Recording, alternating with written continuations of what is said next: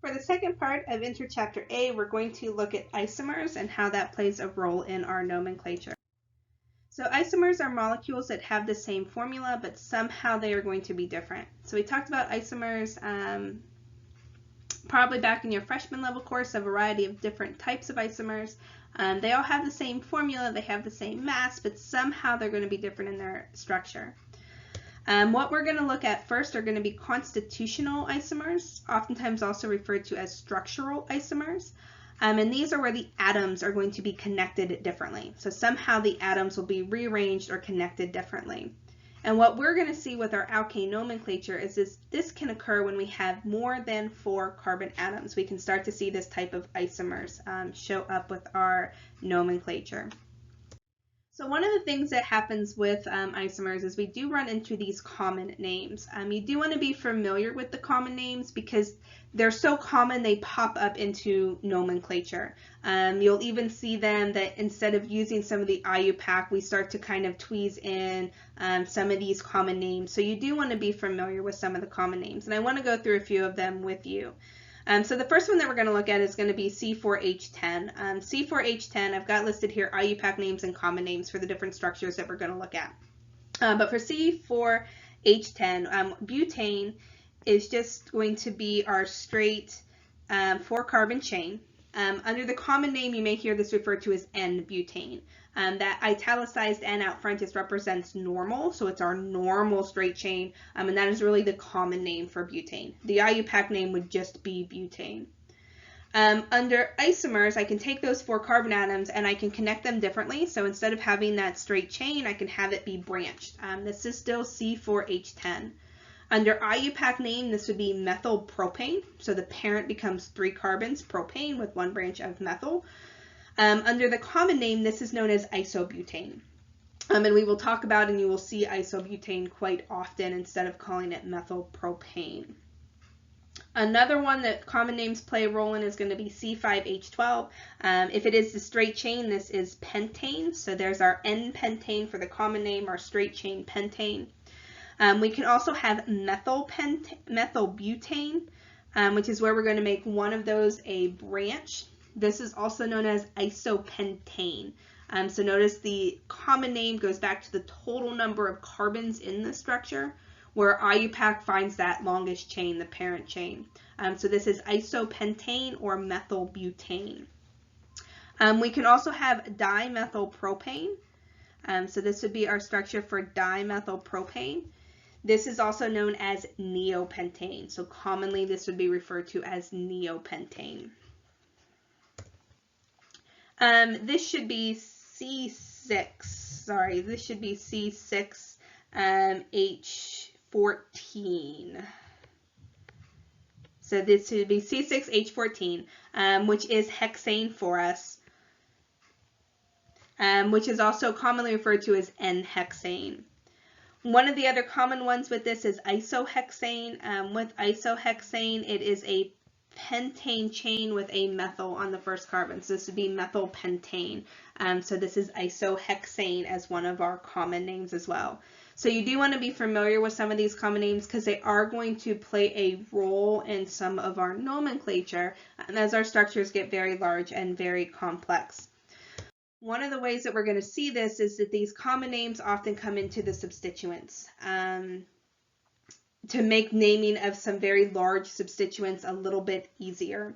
So one of the things is with our propyl, which we looked at previously, which was our 3-carbon chain connected to our large chain parent. Commonly this could be referred to as an N-propyl group. But then we also have a very common isopropyl group. And where isopropyl comes in, it's still going to be that 3-carbon chain, but notice where it connects is different to the parent chain. We're going to connect at that middle carbon atom instead of at the end. This is commonly referred to as an isopropyl branch, and we use that terminology very often. If we wanted to name it under the IUPAC system, this would be a 1-methyl-ethyl branch. This is what we refer to as complex nomenclature, where we have a parent carbon chain that is 2 carbon atoms long. So here would be my parent carbon chain. And then I have another carbon branch coming off of the secondary branch. So it's this complex nomenclature of a branch within a branch. And the way that we do that is we put it in parentheses, we name the parent, and then we name all the locants. So the parent here on the branch would be ethyl, and then the branch of the branch would be the 1-methyl. So this would be a 1-methyl ethyl under the IUPAC nomenclature. But it is more commonly referred to as an isopropyl group, even in normal naming schema. We can do the same thing with our 4-carbon chains. So if we talk about our butyl or our N-butyl group, this was our 4-carbon chain that was coming off of our parent chain. We can talk about isobutyl groups, which comes really from that isobutane that we were dealing with, where it's coming off of the end. We can also talk about sec-butyl groups. With a sec-butyl group, it is the connection point from the butyl group on where it is going to be connecting. So this is a sec-butyl group or an S-butyl group. We will also see a tert-butyl group or a T-butyl group as well. And again, it's kind of going to be where the connection point is in terms of what we are looking at. So these are some common names that are going to, once again, play a role even with our nomenclature for this semester. We're going to see the same thing with our pentyl branches. So remember pentane, so pentyl is 5 carbon atoms long. So a pentyl group would just be the straight chain 5 carbons that we looked at. But if we have an isopentyl group, this is what we would be looking at for our isopentyl group. If we have a neopentyl group, it really comes from that neopentane and that isopentane that we saw earlier in terms of coming into those branches now as well. With all of this, that sec and the tert that we saw previously, they really refer to the number of carbon atoms that are attached to the branching carbon atom. So secondary and tertiary really refer to that second tert of how many carbon atoms we're looking at for the branching. With our isos, so you'll notice with isos we will use iso in alphabetizing. We will not use sec and tert in alphabetizing. The easiest way to really remember that is the iso is all part of the word. You'll notice it's one word. When we had the sec and the tert butyls, it was italicized. So we will not use the sec and tert for alphabetizing, but we will use the iso when we get ready to alphabetize those substituents. So I want to talk a little bit more about that sec and the tert and what it is referencing in classifications of carbon atoms. So we define or classify carbon atoms based on the number of other carbon atoms they are bound to. So we can have primary carbon atoms, which are only bound to one other carbon atom. So if we look at these, it would have an attachment to 3 hydrogens and then one other carbon atom. This is what we would refer to as being a primary carbon atom. Secondary carbon atoms are going to be bonded to 2 other carbon atoms, so there would be 2 R groups coming off. Remember from functionality, R groups just mean carbon chains. So an R group can be any carbon chain of any length, so it's just defining that it's a carbon atom that it is bound to. So this would be a secondary carbon atom. It's bound to 2 carbon atoms, which is really what that sec means. If you notice the attachment, it was a secondary attachment because that carbon was attached to 2 other carbon atoms, so sec-butyl. Tertiary means it's bonded to 3 other carbon atoms, so there would be 3 R groups and then only 1 hydrogen.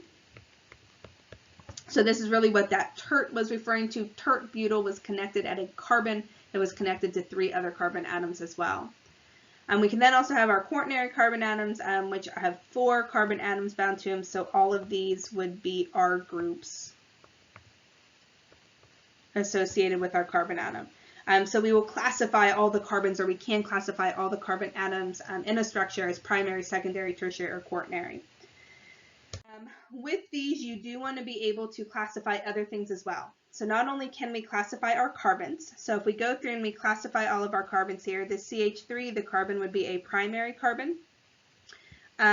If we look at this middle carbon atom, this would be a secondary carbon atom. It is attached to 2 other carbon atoms. The other one here on the end would also be a primary carbon atom.